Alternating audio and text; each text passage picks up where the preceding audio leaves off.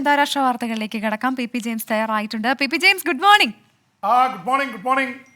Good morning Pravitha, good morning Christina. അതെ, നമുക്ക് പറയാനുള്ളത് പക്ഷേ പോസിറ്റീവ് ആയിട്ടുള്ളൊരു വാർത്തയാണെന്ന് തോന്നുന്നത്. ഇത്രയും ദിവസം നമ്മൾ യുദ്ധത്തിൻ്റെയൊക്കെ വാർത്ത പറയുമ്പോൾ ഇസ്രായേൽ പ്രധാനമന്ത്രി ഈ യുദ്ധത്തിൽ നിന്ന് പിന്മാറാനുള്ള സാധ്യതയുണ്ടോ? അമേരിക്ക അത്തരത്തിലൊരു സൂചന നൽകുന്നതായി, അല്ലെങ്കിൽ വെടിനിർത്തൽ എന്നുള്ളൊരു സൂചന കൂടി വരുന്നുണ്ട് അല്ലേ? പ്രവിത, യഥാർത്ഥത്തിൽ യുദ്ധം തുടങ്ങി 14 മാസം കഴിഞ്ഞു. 45,000-ഓളം പേർ കൊല്ലപ്പെട്ട് കഴിഞ്ഞു.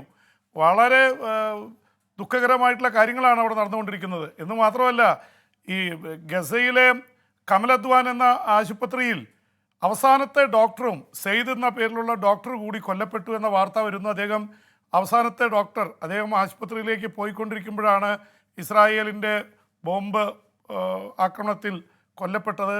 അപ്പോൾ അതിനിടയിലാണ് ഒരു പക്ഷേ പ്രവിത ചോദിച്ചതുപോലെ അല്പം സൂചനകൾ ഇസ്രായേലുമായി ബന്ധപ്പെട്ട് വരുന്നത്. ഇസ്രായേൽ പ്രധാനമന്ത്രി ബെഞ്ചമിൻ നെതന്യാഹു ഒരു വെടിനിർത്തലിന് തയ്യാറാവുമെന്ന സൂചന നൽകിയിരിക്കുന്നത് അമേരിക്കയുടെ ദേശീയ സുരക്ഷാ ഉപദേഷ്ടാവ് ജേക്ക് സള്ളിവനാണ്. ജേക്ക് സള്ളിവൻ ഇസ്രായേലിലെത്തി ഇസ്രായേൽ പ്രധാനമന്ത്രി ബെഞ്ചമിൻ നെതന്യാഹുവുമായി ചർച്ച നടത്തിയിരുന്നു. എന്ന് മാത്രമല്ല പ്രവിത, ഇസ്രായേലിനെ സംബന്ധിച്ചിടത്തോളം, അവിടുത്തെ പ്രധാനമന്ത്രിയെ സംബന്ധിച്ചിടത്തോളം ഇപ്പോൾ നിർണായകമായൊരു ഫേസാണ്. അദ്ദേഹത്തെ അറസ്റ്റ് ചെയ്യാനായിട്ട് പറഞ്ഞിരിക്കുന്നു അന്താരാഷ്ട്ര നീതിന്യായ കോടതി, ഇൻ്റർനാഷണൽ കോർട്ട് ഓഫ് ജസ്റ്റിസ്. അത് ഒരു ഭാഗത്ത് കിടക്കുന്നു.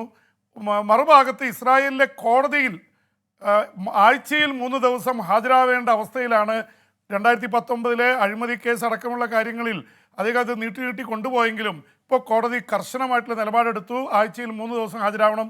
കഴിഞ്ഞ ദിവസം 4 മണിക്കൂർ വിചാരണയുണ്ടായിരുന്നു. അതിനിടയിൽ 2 തവണ മിലിറ്ററി സെക്രട്ടറി യുദ്ധമുഖത്തെ റിപ്പോർട്ടുകളുമായിട്ട് കോടതി മുറിയിൽ വന്ന് പ്രധാനമന്ത്രിയെ കാണുന്ന അവസ്ഥയുണ്ടായി. ഇപ്പോൾ വാർ റൂമിനും കോർട്ട് റൂമിനും ഇടയിൽ നെട്ടോട്ടത്തിലാണ്. ഇസ്രായേലിൽ ബാക്കിയുള്ള ബന്ദികളെ വിട്ടുകിട്ടാത്തതിൽ വലിയ പ്രതിഷേധം നടക്കുകയാണ്. പിന്നെ യുദ്ധമുഖങ്ങൾ ഒന്നിനു പിറകെ ഒന്നായി തുറന്നുകൊണ്ടിരിക്കുക. ഗസയിൽ ആദ്യം, ലെബനനിൽ, ഹൂതികളുമായിട്ട് യമനിൽ, അതിനു പുറമെയാണ് ഇപ്പോൾ സിറിയയിൽ കയറി ഇസ്രായേലിൻ്റെ ആക്രമണം നടക്കുന്നത്. അപ്പോൾ ഇതെല്ലാം കൂടി പല ഫ്രണ്ടിൽ നിന്നുകൊണ്ട് ഇറാനായിട്ടുള്ള സംഘർഷം നിലനിൽക്കുകയും ചെയ്യുന്നു.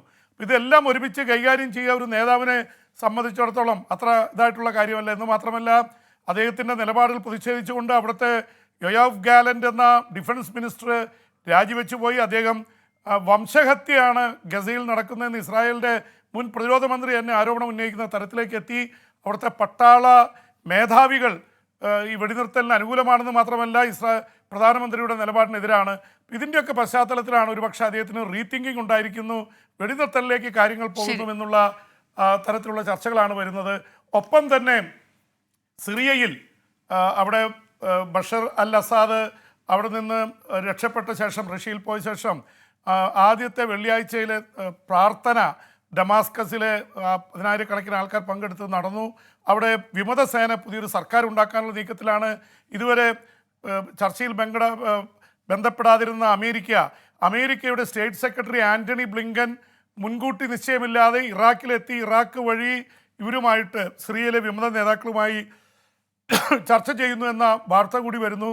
ഇതെല്ലാം കൂടി കൂട്ടിച്ചേർത്തുകൊണ്ട് ഒരു ആശ്വാസത്തിൻ്റെ വഴിയിലേക്ക് കാര്യങ്ങൾ പോകുന്നു എന്ന് വേണമെങ്കിൽ ഒരുപക്ഷെ നമുക്ക് സമാധാനിക്കാൻ കഴിയും. ക്രിസ്റ്റീന, പ്രവിത.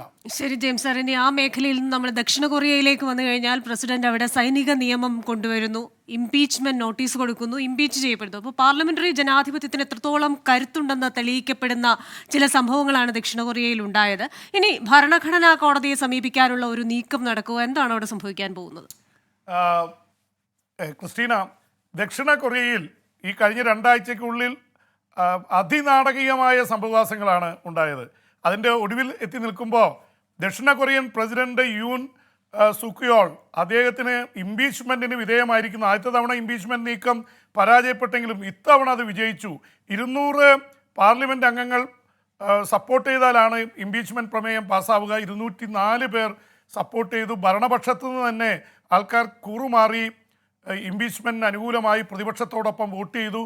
അങ്ങനെയാണ് യൂൻ സുക് യോൾ എന്ന പ്രസിഡന്റ് അദ്ദേഹം ഇംപീച്ച് ചെയ്യപ്പെട്ടത്. പക്ഷേ ഇംപീച്ച് ചെയ്താലും അദ്ദേഹത്തിന് ഭരണഘടനാ കോടതിയിൽ പോയി വാദഗതികൾ നടത്താം. അവിടെ തോറ്റാൽ മാത്രമാണ് അദ്ദേഹത്തിന് രാജിവെച്ച് ഒഴിയേണ്ടി വരിക. പക്ഷേ അദ്ദേഹം സ്ഥാനമൊഴിയുമെന്നുള്ള സൂചനകൾ വരുന്നുണ്ട്. കാരണം ഇനി രക്ഷയില്ല. ഭരണഘടനാ കോടതി അദ്ദേഹത്തിന് അനുകൂലമായിട്ട് വിധിക്കുമെന്ന് നമുക്ക് പ്രതീക്ഷിക്കാൻ വയ്യ. പ്രത്യേകിച്ച് പാർലമെൻറ്റ് ഇംപീച്ച് ചെയ്തിരിക്കുകയാണ്.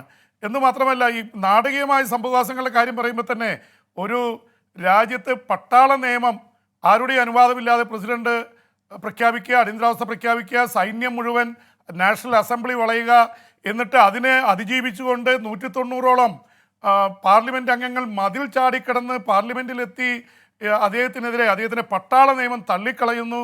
അദ്ദേഹത്തിന് 6 മണിക്കൂറിനുള്ളിൽ അത് പിൻവലിക്കേണ്ടി വരുന്നു. അദ്ദേഹത്തെ പിന്തുണച്ച് നിന്നിരുന്ന പ്രതിരോധ മന്ത്രി ഹ്യൂൻ അദ്ദേഹത്തെ അറസ്റ്റ് ചെയ്യുന്നു, ജയിലിൽ പാർപ്പിക്കുന്നു. ജയിലിൽ അദ്ദേഹം ആത്മഹത്യക്ക് ശ്രമിക്കുന്നത്, കെട്ടിത്തൂങ്ങിയത് കണ്ടുവന്ന ജയിൽ ഉദ്യോഗസ്ഥരാണ് മുൻ പ്രതിരോധ മന്ത്രിയെ ഒരുപക്ഷെ രക്ഷപ്പെടുത്തിയത്. അപ്പോൾ ഈ തരത്തിൽ ഒരുപാട് സംഭവവികാസങ്ങളാണ് അരങ്ങേറിയത്. ആദ്യത്തെ ഇതിൽ പ്രതിപക്ഷം മാത്രമാണ് വോട്ട് ചെയ്തത്, 192 പേരുമാണ് പ്രതിപക്ഷം. പക്ഷേ ഇതൊക്കെ കാണുമ്പോൾ ദക്ഷിണ കൊറിയയുടെ ജനാധിപത്യത്തിൻ്റെ ശക്തി ലോകത്തിന് മുഴുവൻ വെളിവാക്കി കൊടുക്കുന്ന രംഗങ്ങളാണ്. പ്രസിഡന്റിനെ തളച്ചിട്ടിരിക്കുന്നു അവിടുത്തെ ജനാധിപത്യം. 2 ലക്ഷം ജനങ്ങളാണ് പാർലമെൻറ്റിൽ ഇംപീച്ച്മെൻറ്റ് സമയത്ത് ഓടിക്കൂടിയത്.